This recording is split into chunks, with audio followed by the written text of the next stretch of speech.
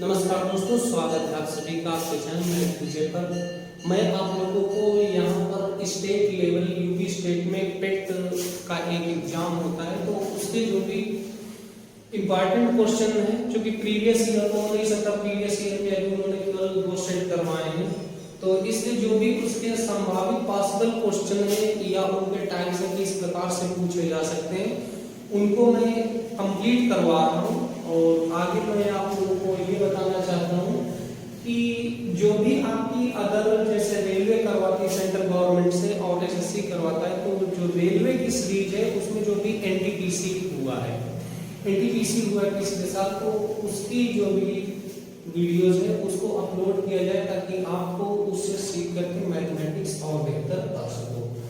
तो जैसे ही ये कंप्लीट हो जाएगा पेट वाला, तो पेट के तुरंत बाद में आपको जो सीरीज अवेलेबल होगी वो एनटीपीसी रेलवे की होगी।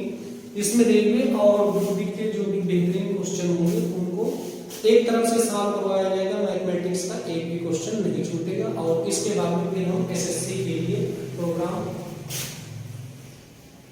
करते हैं ताकि उसके भी सारे क्वेश्चन मैं करवा सकूं।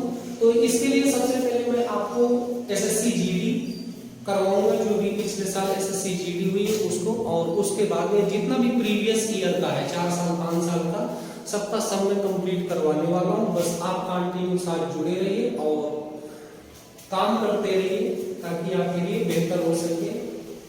तो जो पेट वाली सीरीज है उसको मैं स्टार्ट कर रहा हूं और आप इस क्वेश्चन को देख रहे हैं। वर्क एट टाइम का क्वेश्चन है कि 15 आदमी किसी काम को 12 दिन में कर सकते हैं और उसी काम को 4 दिन में समाप्त करना है, तो इसके लिए कितने लोगों की जरूरत होगी। वर्क एट टाइम का क्वेश्चन है, मिक्स प्रोपोर्शन से भी हो सकता है, तो इसके लिए हम क्या करेंगे, फार्मूले का यूज करते हैं। m1 यहां पर कितना दिया है, 15 दिया है, 15 आदमी m1 हो जाएगा जो भी आपके पास पावर है, और ये आपके डेज हो जाएंगे d1 बराबर कितना है 12, ये 12 डेज आ गए। इसके बाद फिर हम नेक्स्ट देखते हैं, तो ये बताता है कि आप इसी काम को क्या करना है, 4 दिन में समाप्त करना है। कितने दिन में समाप्त करना है, 4 दिन में समाप्त करना है। तो जो आपका D2 है, D2 आपको कितना हो जाएगा, 4 डेज हो जाएगा। ये आपके मैन है, ये आपके डे है, ये आपके डे है, और यहाँ पर वो आपसे M2 पूछ रहा है कि कितने टोटल और आदमी लगेंगे। अब इसके लिए हम क्या करेंगे, इसके फार्मूला होता है, फार्मूले को हम यूज करेंगे m1 d1 equal to m2 d2। Values हम इसमें पुट कर देंगे, वैल्यूज पुट करेंगे 15 into d1 12 equal to m2 d2। m2 हमको फाइंड आउट करना है और d2 की वैल्यू हमको दी है, कितनी दी है 4। अब हम क्या करेंगे कि साइडिंग करेंगे, और साइडिंग से इससे क्या होगा कि आपको पता चल पाएगा इसका आंसर कितना होगा। 15 into 12 by 4, 4 से मैंने इसको डिवाइड किया, 4 3 जा 12 और इसका मल्टीप्लाई होगा 15 3 जा 45। तो 45 लोगों की यहाँ पर जरूरत होगी ताकि ये काम निर्धारित समय से पूरा हो सके। लेकिन इसको करने के लिए अगर आपके यहाँ पर केवल पेट में पूछेगा है तो आप बिल्कुल इसको ऐसे कर सकते हो, टाइम की आपके पास भरमार रहेगी, आराम से लेट करके आप करो, कोई दिक्कत नहीं। लेकिन अगर यही एग्जाम आपका एसएससी पूछती है तो फिर आपको कुछ ना कुछ चेंज करना पड़ेगा, रेलवे पूछेगा तो चेंज करना पड़ेगा। फिर आप इसको अगर इस प्रकार से कर रहे हो तो केवल मनोरंजन होगा और कुछ भी नहीं हो पाएगा, तो फिर आपको चेंज करके आना पड़ेगा। अब इसमें ये आपसे पूछ रहा है कि 4 दिन और 12 दिन, फिर यहाँ पर आदमी दिया है और दिन दिया है। अब इसको करने के लिए आप क्या करोगे, चेंज करोगे, जो भी आपके आदमी आपको डेज में चेंज कर दो, क्योंकि ये आपको आसानी रहेगी चेंज करने में। यहाँ पर देखो ये 12 दिन दिया है और 4 दिन दिया है, ठीक, दिनों को चेंज करवाना है, तो आप इसमें इंटरचेंज कर लो, जो मैंने उनको डेज में और इसको इधर से चेंज कर दो, तो ये आसानी से हो सकता है। अब यहाँ पर ये कह रहा कि 12, ठीक, 12 से ये किस पर आ रहा है, 4 पर आ रहा है, तो इसने कितना काम किया, 3 गुना 1/3 इसका किया है। कितना किया है, 1/3 किया है। तो आप क्या करोगे, इसकी 1/3 में वैल्यू बढ़ा दोगे। मतलब इधर अगर डेज में क्या कर रहा है, डेज के लिए इसने 12 से किस पर आया है, 4 पर आया है। तो इसने इसको किया से मल्टीप्लाई किया 1/3 किया है, तब जाकर ओल्ड एज आया है। तो इसको बैलेंस जो भी करेगा वो माइन करेगा। तो यह किधर होगा, तो इसको बैलेंस करवाना है। तो ये बैलेंस किस प्रकार से करेगा, तो इसके लिए आपको काम करना होगा। ये जो आपका 15 है, 15 का आप 3 टाइम्स कर दोगे तो वो आपका आंसर हो जाएगा।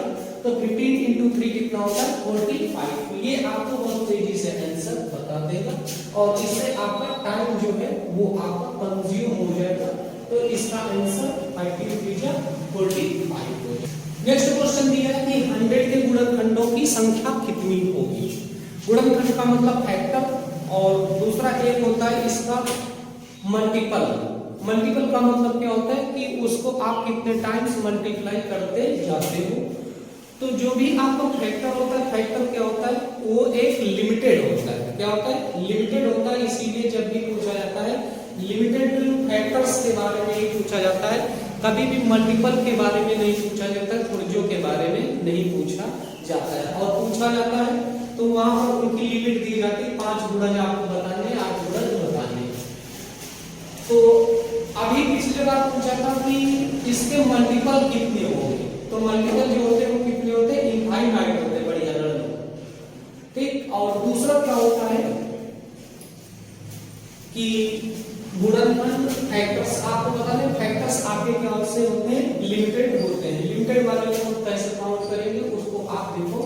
तो यहाँ पर ये आपको 100 दिया है। 100 पे अगर हम फैक्टर्स करते हैं तो कितने हो जाते हैं, 100 को सबसे पहले 2 से डिवाइड करेंगे 50 हो जाएगा, फिर 2 से करेंगे 25 हो जाएगा, फिर इसको 5 से करेंगे 5 हो जाएगा, फिर 5 से किया 1 हो गया।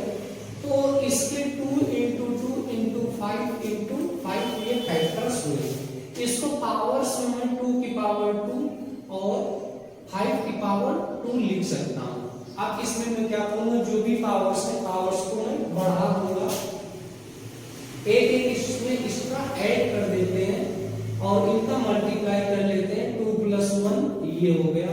अभी इसको हम क्या करें, 2 + 1 3 into 3 बराबर 3 3 जा 9। तो इसके गुणनखंडों की संख्या कितनी होगी, 9 होगी। इसको मैं ऐसे फाइंड आउट कर सकता हूँ। और ऐसा करूँ, चेक करूँ कि इसमें कौन कौन से होंगे।